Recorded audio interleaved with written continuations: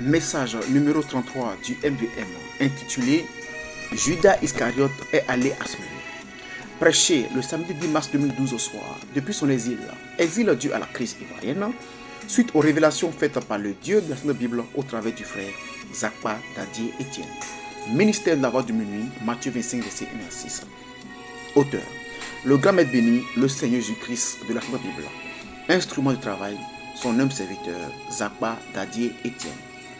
Bonsoir à tous et à toutes. Que la grâce du Dieu de la Sainte Bible nous soit donnée ce soir du samedi 10 mars 2012.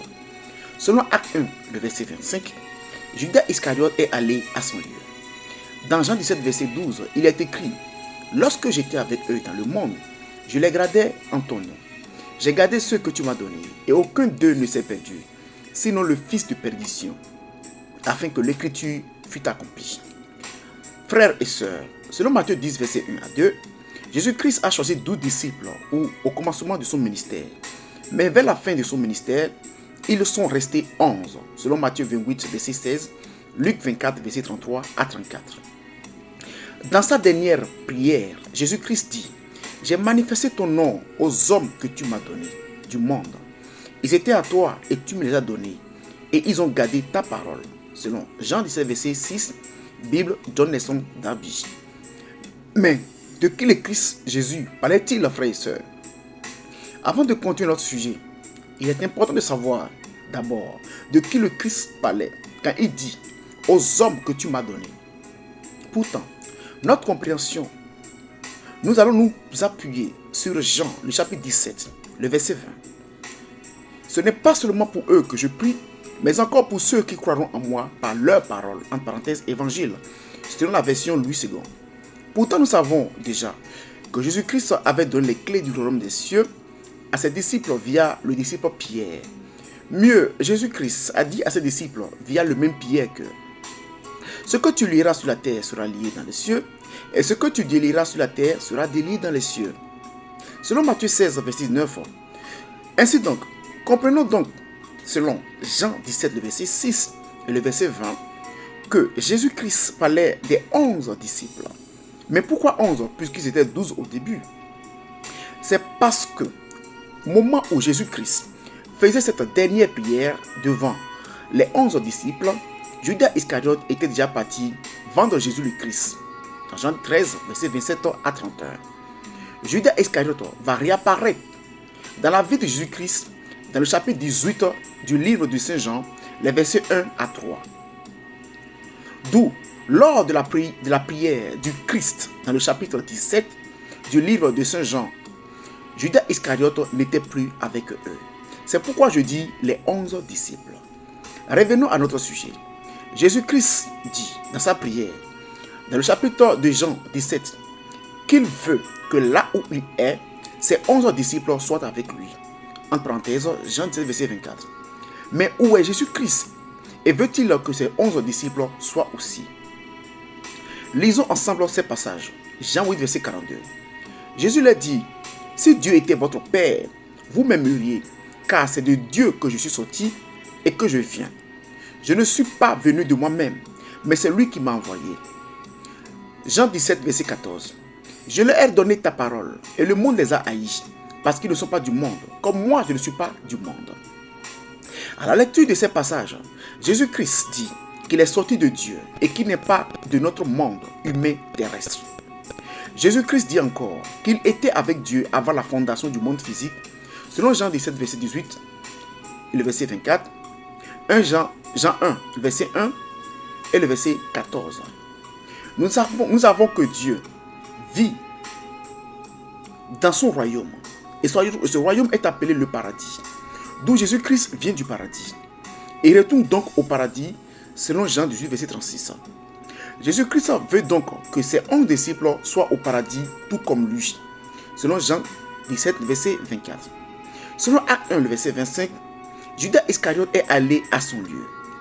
Ainsi, nous découvrons de façon aisée que Judas Iscariote ne sera pas au paradis comme les autres 11 disciples, parce que quand Jésus, après le Christ, faisait la demande pour ses disciples, Judas Iscariote était parti vendre le Christ Jésus.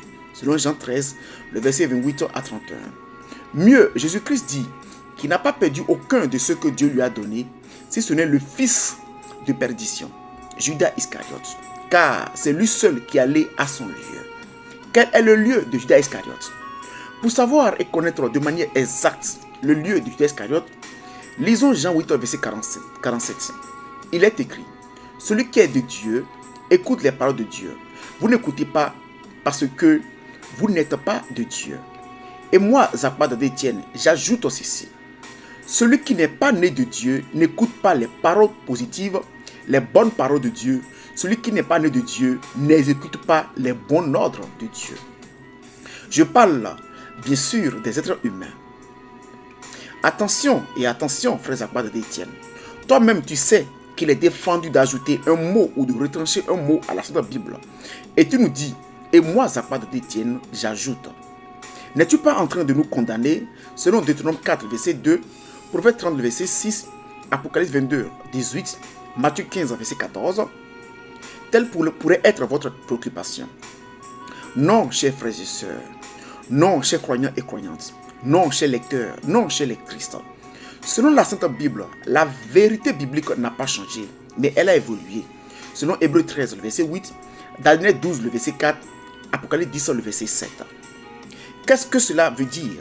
Je prends un exemple terrestre comme Jésus-Christ, qui prenait souvent des exemples terrestres pour nous faire comprendre les choses spirituelles. À l'école primaire, au CE1, cours élémentaire première année, il est enseigné que 1 moins 2 est égal à impossible. Au CM2, cours moyen deuxième année, il est enseigné que 1 moins 2 égale à moins 1. Ainsi, pour cette opération, nous voyons qu'il y a deux différents résultats pour la même opération. Ici, nous ne parlerons pas de contradiction, mais de la connaissance qui a évolué selon la classe des deux écoliers. C'est ainsi qu'est la Sainte Bible de nos jours, chose que les aveugles qui pensent qu'ils connaissent tout et les intellectuels qui pensent tout savoir appellent la contradiction de la Sainte Bible par la même Sainte Bible, selon 2 Corinthiens 4, verset 4, Jean 12, le verset 40. Par exemple, Deutéronome 13, verset 1 à 2, contredit Deutéronome 18, verset 21 à 22. Jean 3, verset 16, est contredit par Ephésiens 5, le verset 1, et Jacques 4, le verset 7, Jean 17, le verset 9, contredit Jean 3, le verset 16, selon la vision humaine.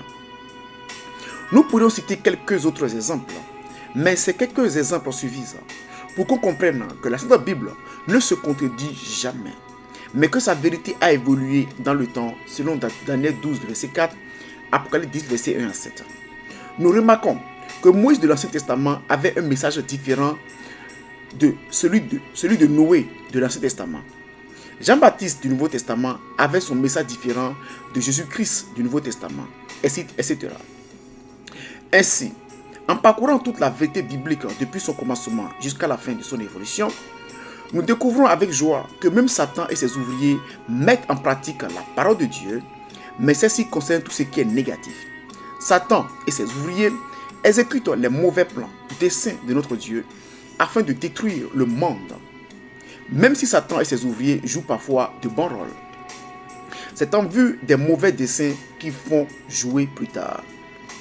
Cas de Judas Iscariote dans Matthieu 10, verset 1 à 2, et Matthieu 24, verset 24, 2 Timothée 2, verset 9 à 11, Matthieu 7, verset 15, Matthieu 23, verset 25 à 28. Nous confirmons cela. C'est pourquoi je dis, celui qui est né de Dieu écoute les paroles positives de Dieu et les met en pratique. Je le dis en prenant toute la Sainte Bible en compte. En réalité, pour des êtres intelligents et normaux, je n'ajoute rien et ne retranche rien à la Sainte Bible. Mais j'ai écrit cela pour donner une raison à l'ivraie de me condamner et de refuser les messages du ministère de Matthieu 25, verset 1 à 6. Christ nous bénisse. Amen. Bref, revenons à notre sujet du jour. Judas Iscariote est allé à son lieu. Acte 1, verset 25. Parce que né de Satan.